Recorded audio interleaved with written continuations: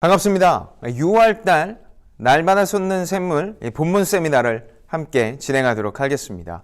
6월달은요 역시 예레미야가 이어지는데 11장부터 22장까지의 내용입니다.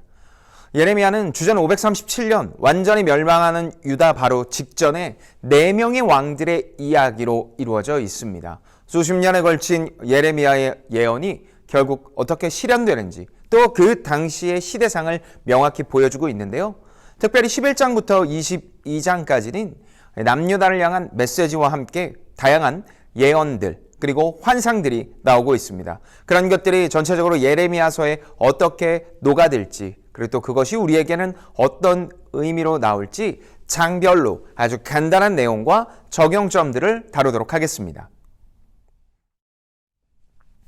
11장부터 보도록 하겠습니다. 11장입니다. 11장은 방치된 율법책이 발견된 직후, 그러니까 요시야 왕 시대로 추측하고 있습니다. 하나님께서 출애굽을 할 때 약속을 하셨죠. 그리고 그 약속을 상기시킵니다. 그 약속이 무엇입니까? 너는 나에게 어떤 존재다? 이스라엘 백성이 언약 존재이다. 적과 꿀이 흐르는 땅을 주신다고 그래서 약속을 하셨고 신실하게 하나님은 지키셨지만 결국 이스라엘 백성들은 도리어 우상을 섬기는 이방신을 섬기는 모습을 보이며 그들이 약속을 어겼다라고 이야기하십니다. 그런 불편한 이야기를 듣고 있던 당시 사람들은 예레미야를 죽이려고까지 하죠. 하나님께서 미리 알려주셔서 목숨을 구하게 되는 장면으로 이루어져 있습니다. 하나님의 약속을 성실히 따르고 알리는 자에게는 분명히 어려움이 있을 수 있습니다. 그러나 하나님께서 아시고 억울함과 고통을 해결해 주신다라는 적용을 이 본문 11장을 통해 우리는 알 수 있습니다. 12장입니다. 12장은 이 방치된 율법책을 발견한 직후, 그러니까 11장과 같은 시기입니다. 예레미야가 하나님께 악한 자의 형통함을 묻습니다. 아니 도대체 이 악한 자들이 이렇게 형통할 수 있느냐라는 질문에 하나님은 도리어 내가 보행자와 함께 달려도 피곤하면 어찌 능히 말과 경주하겠느냐라고 답하시며 시기와 때를 알기보다 오늘의 사명에 순종하며 살아야 된다고 말씀하십니다. 이거보다 더 심한 고통이 있을 것인데 이 정도로 어려워할 필요 없다. 그리고 그 시와 때 모든 회복에 있어서는 내가 알려줄 터이니 너는 지금 나의 말씀을 따르라. 순종은 믿음에서 시작이며 바른 관계 정립에서부터 시작한다고 하나님께서는 말씀하시고 있습니다. 그렇게 우리는 악한 자들의 형통은 지금 당장 좋아 보여도 반드시 하나님께서 심판하고 멸망한다는 사실을 잊어서는 안 됩니다.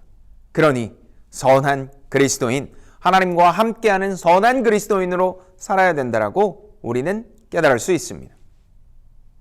13장입니다. 이 13장은요. 바벨론의 2차 침공 시기의 이야기입니다. 그러니까 여호야긴 왕의 시기겠죠.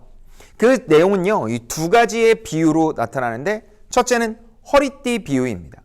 배로 만든 허리띠를 유프라데스 강의 바위 틈에 숨기라고 합니다.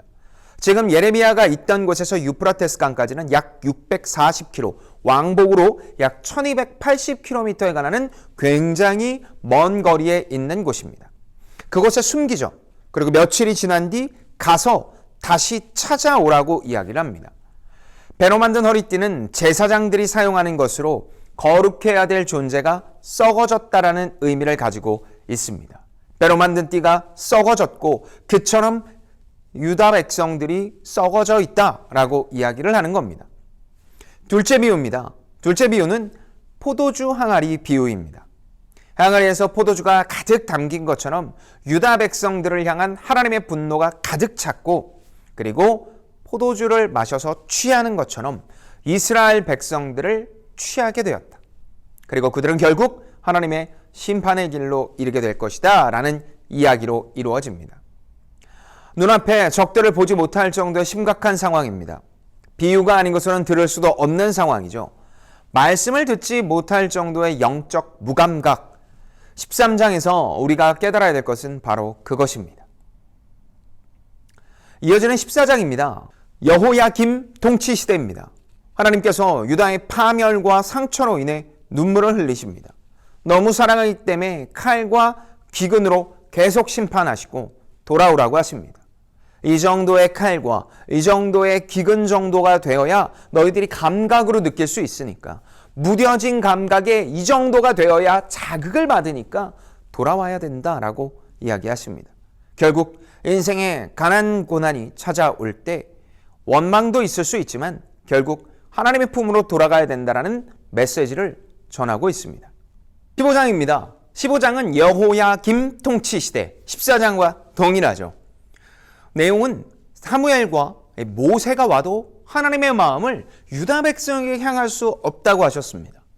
자칫 예레미야의 영성이 모세나 이 사무엘보다 떨어져서 그런 것 아닌가라고 생각할 수 있지만 하나님께서 지쳤다고 하십니다. 분노의 임계점을 넘어섰고 누군가 대신해서 누군가를 통해서 깨닫고 돌아올 수 있는 상황이 아니라는 이야기입니다. 이런 고통 속에서 예레미야는 자신의 출생까지 저주하고 있지만 하나님은 이런 예레미야를 책망하시고 다시 용기를 주시며 세우시는 모습을 보이고 있습니다. 여기서 우리는 시리에 빠졌을 때, 특별히 하나님의 사람으로 시리에 빠졌을 때 가장 먼저 할 일은 하나님께로 내 마음을 돌이키는 것. 단순히 성경으로 읽고 기도하는 것 정도가 아니라 내 삶의 이유와 목적, 특별히 중요한 일과 바쁜 일 사이의 균형감을 위해서 기도하며 하나님의 지혜를 간구해야 된다는 걸 알 수 있습니다. 이어지는 16장은요, 바벨론의 2차 유다 침공 직전의 이야기입니다. 그러니까 지금 바벨론이 유다를 향해 한 걸음씩 다가오고 있는 걸 그들도 느끼고 있는 시기가 바로 16장입니다. 여기서는 세 가지를 금지하시는데요. 결혼, 초상집, 잔치집에 가지도 말고 열지도 말라고 합니다. 왜냐하면 결혼은 어차피 너희들이 다 죽을 거기 때문에 필요 없다. 두 번째, 초상집도 모두가 초상집이 될 텐데 너희들이 그렇게 다 멸망받게 될 텐데 무슨 초상집에 가냐라는 메시지입니다. 그리고 잔치집은 잔치집 따위가 없을 터이니 너희들이 갈 필요도 없다. 다시 말해 일상의 희노애락 이것보다 너희들이 이런 걸 누리는 것보다 가장 먼저 기억해야 될 것은 하나님과의 관계이다. 16장을 여러분이 읽으면서 내 일상이 하나님보다 먼저 되어져 있지는 않는지, 내가 누리는 기쁨, 내가 알아야 될 것이라고 여기면서 하나님보다 이 모든 것들이 먼저 되어져 있지는 않는지 돌아보면 좋을 것 같습니다. 17장입니다. 17장 역시도 14장과 15장과 동일한 여호야김 시대입니다. 유다의 죄와 벌에 대해서 언급하고 계시죠.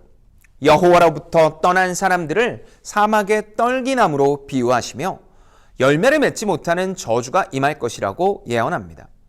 생수의 근원이자 피난처 되는 하나님을 온전히 누리는 안식일을 강조하면서 사막의 떨기나무로 되지 않기 위해 하나님과의 관계, 특별히 이 안식일은 방향의 재점검인데 그렇게 하지 않음으로 말미암아 사막의 떨기나무처럼 사는 것이 아니라 진짜 하나님과의 관계로 말미암아 풍성한 쉼을 누리고 있는지 돌아봐야 된다라는 이야기로 이루어져 있습니다. 본문 18장입니다. 본문 18장은 이 역시도 여호야김 시대인데요. 토기장이 비유가 나옵니다.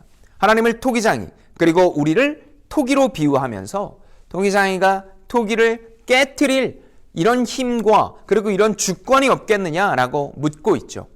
이런 토기장이의 비유를 통해 하나님과 유다의 계획이 전혀 다름을 알고 있습니다. 유다는 죄악에 물들었고 스스로 계획을 세우고 있지만 이 모든 거에 근원되는 여호와 하나님과의 관계는 뒤로 미룬 채 자신들의 일상에만 집중하고 있었습니다. 그러나 예레미야는 하나님의 계획이 이루어지기를 기도하고 있었죠. 18장을 통해 우리가 깨달을 수 있는 건 인생의 운명은 하나님의 손에 달려있음을 알고 맡겨야 합니다. 그렇게 하나님이 주신 비전과 의미와 목적을 가지고 한 걸음 한 걸음 살아나가는 것, 그것이 결국 우리에게 남겨진 유일하면서 최선의 길이라고 할 수 있습니다. 본문 19장입니다. 본문 19장은 여호야김 시대이고요.